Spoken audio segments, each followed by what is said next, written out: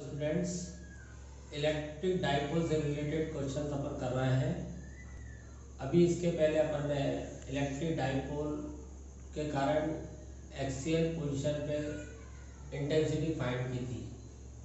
अब अपन कर रहे हैं कि ब्रॉड साइड ऑन पोजीशन कहलाती है या इक्वेटोरियल लाइन पे अपन इंटेंसिटी फाइंड करेंगे या ब्रॉड साइड ऑन पोजीशन और perpendicular position due to electric dipole. Dipole के बारे में अपन को मालूम है, two equal but opposite point charges at a small separation, so this system is called electric dipole. जब भी इलेक्ट्रिक डाइपोल की बात आती है तो डाइपोल का डाइपोल मोमेंट होता है और उसको हमने बताया है कि P equals to Q into 2A।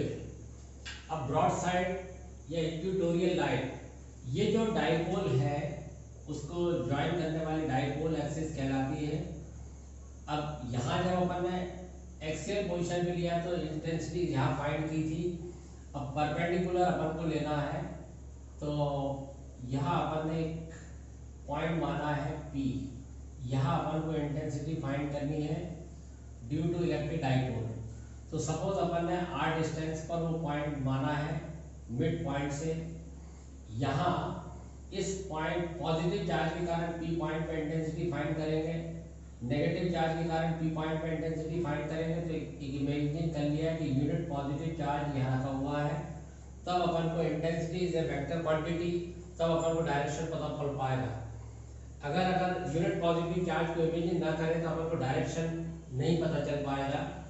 तो जब अपन ने पॉजिटिव चार्ज के कारण इंटेंसिटी की बात करी तो यहाँ इंटेंसिटी आई E1 वेक्टर। अब उस पे पॉजिटिव और पॉजिटिव चार्जेस के बीच में क्या लग रहा है, रिपल्सिव फोर्स। जब नेगेटिव चार्ज के कारण बात करें तो इंटेंसिटी हो गई E2 वेक्टर। ये सपोज अपन ने एंगल मान लिया थीटा। अब देखिए कि पॉजिटिव चार्ज के कारण इंटेंसिटी इस डायरेक्शन में, नेगेटिव चार्ज के कारण इंटेंसिटी इस डायरेक्शन में है, दोनों इंटेंसिटी डिफरेंट डायरेक्शन में है।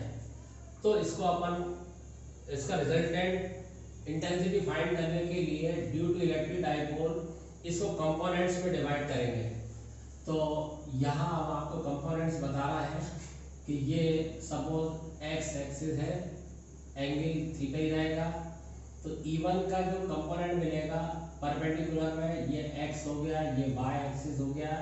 तो E1 y इक्वल्स टू क्या हो जाएगा, E1 sin थीटा। परपेंडिकुलर में हमेशा साइन आता है। और उसी तरह से इसका कंपोनेंट आएगा E1 x डायरेक्शन में। E1 x एक्सिस से बनने वाले एंगल में क्या आता है, cos। तो E1 cos थीटा। उसी तरह से E2 के कंपोनेंट्स अपन निकालेंगे। E2x equal to E2 cos theta, और इस डायरेक्शन में इसके अपोजिट डायरेक्शन में E2y equals to E2 sin theta. अब यहाँ से डिस्टेंस चाहिए अपन को, क्योंकि किसी पॉइंट में इंटेंसिटी फाइंड करने का फार्मूला है 1/4πε0 के Q/r²।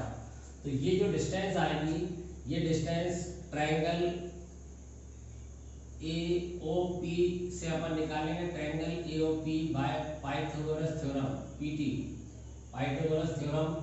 तो क्या हो जाएगा, AP² equals to OP² plus OA²। AP² equals to R² plus A²। तो AP इक्वल्स टू क्या आएगा, रूट R² प्लस A²। तो ये डिस्टेंस क्या आई, under root R² plus A²। AP और BP इक्वल है, AP equals to BP equals to under root R² plus A²। तो ये डिस्टेंस कितनी रहेगी, under root R² plus A²।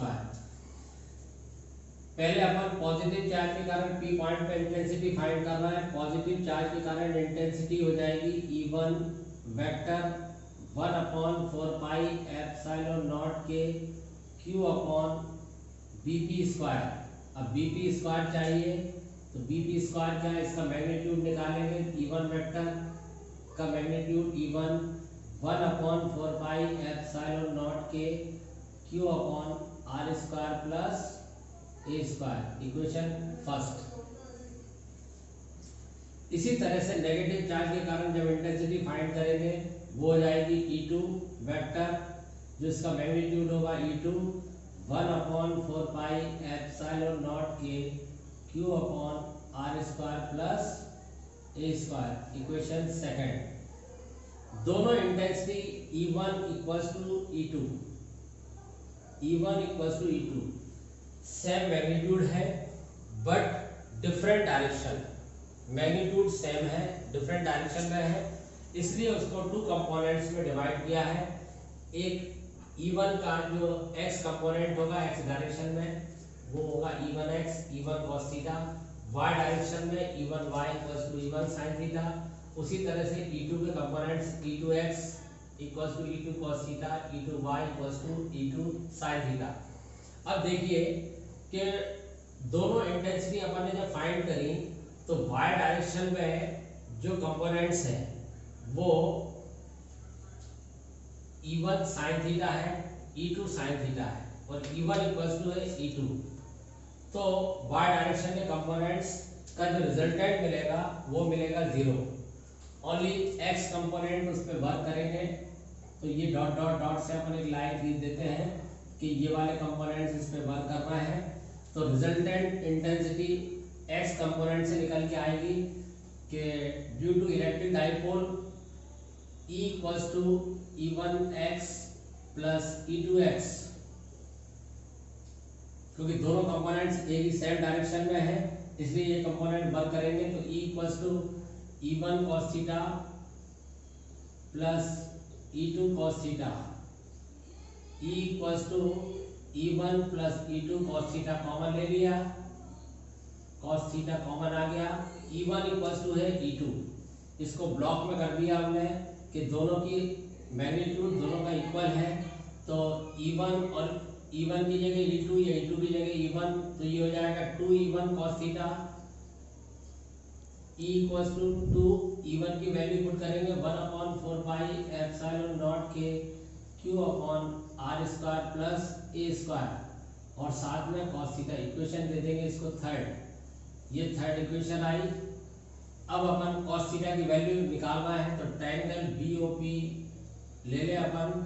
cos theta equals to base upon hypotenuse, base क्या है OB upon BP, OB क्या है A upon under root R square plus A square. तो अब यहाँ अपन cos थीटा की वैल्यू यहाँ पुट करेंगे इक्वेशन सेकंड में। Put the value cos theta, put the value cos theta in equation third. Equation third में अपन वैल्यू पुट करेंगे तो E इक्वल्स टू 2 इंटू 1/4πε0 के Q upon R square plus A square और root हटा देंगे तो power चढ़ा देंगे 1/2 A upon R square plus A square की पावर चढ़ गई 1/2 पावर चढ़ा दी।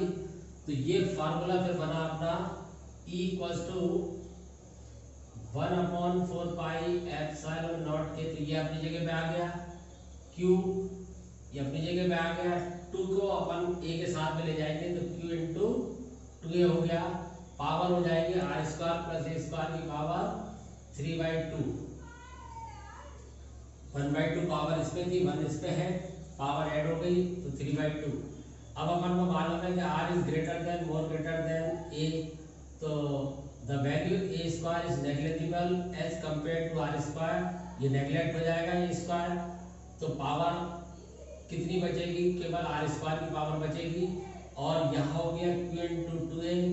जब भी अपन इलेक्ट्रिक डाइपोल की बात कर रहे हैं तो डाइपोल का डाइपोल मोमेंट आ रहा है तो डाइपोल मोमेंट लेना निकालना ही पड़ता है, तो यहाँ Q इंटू 2A की वैल्यू क्या हो गई P, तो E इक्वल्स टू 1/4πε0 के P अपॉन ये तो नेगलेक्ट हो गया था R स्क्वायर और उस पर पावर थी 3/2, तो कितनी बचेगी power R cube.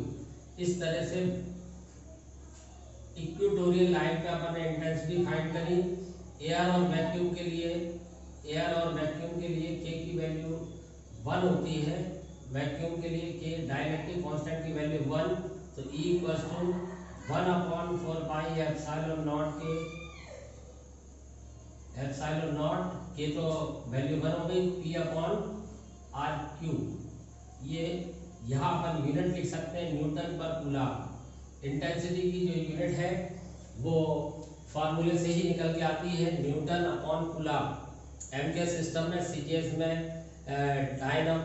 Dine upon state coulomb. इस तरह से अपन ने एक्सियल इक्वेटोरियल लाइन पर इंटेंसिटी को फाइंड किया है। तो सबसे पहले डायग्राम बनेगा। डायग्राम अगर आपने बना लिया, और ये बात आपको मालूम होना बहुत जरूरी है कि यूनिट पॉजिटिव चार्ज अगर नहीं रखोगे तो इसका डायरेक्शन पता नहीं चलता कि ये पॉजिटिव चार्ज के कारण डायरेक्शन कौन सा है। तो यहाँ आपको इमेजिन करना पड़ेगा कि पी पॉइंट पर एक यूनिट पॉजिटिव चार्ज रखा हुआ है। तो जब पॉजिटिव चार्ज के कारण इंटेंसिटी फाइंड करी तो उस पर रिपल्सिव फोर्स लगा, नेगेटिव चार्ज के कारण बात करी तो उस पर अट्रैक्टिव फोर्स लगा। इस तरह से E1 और E2 की वैल्यूज अपन ने निकाली। दोनों की वैल्यू, दोनों की सेम डिस्टेंस है, इसलिए इसका मैग्नीट्यूड इक्वल आ गया। फिर डिफरेंट डायरेक्शन मिल रहा था, तो इसलिए अपन ने 2 कंपोनेंट्स में उसको डिवाइड किया है। तो कौन से कंपोनेंट वर्क कर रहे हैं? कॉस वाले कंपोनेंट एक्स एक्सिस से जब भी एंगल बनता है तो कॉस आता है, वाई एक्सिस से जब भी एंगल बनता है तो साइन आता है। तो इस तरह से अपन ने यहाँ कॉस वाले कंपोनेंट्स ले लिए, दोनों को ऐड कर दिया, कॉस थीटा की वैल्यू निकाली अपन ने, और यहाँ वैल्यू पुट करके कंडीशन लगाई कि r is greater than more greater than a, क्योंकि ये स्मॉल सेपरेशन है 2a, उसका भी जस्ट हाफ हो गया है। और जो इक्वेटोरियल लाइन पे अपन पी पॉइंट मानना है वो उसकी डिस्टेंस ज़्यादा हो सकती है, तो उसके कंपैरिजन में a के कंपैरिजन में ये ज़्यादा है, तो इसलिए ये a की जो वैल्यू होगी वो नेगलेक्ट हो जाएगी। और जब अपन इलेक्ट्रिक डाइपोल की बात कर रहे हैं तो डाइपोल का डाइपोल मोमेंट निकाला अपन ने, P = Q/2a होता है, तो डाइपोल मोमेंट बन गया। इस तरह से इक्वेटोरियल लाइन पे इंटेंसिटी अपन ने फाइंड की।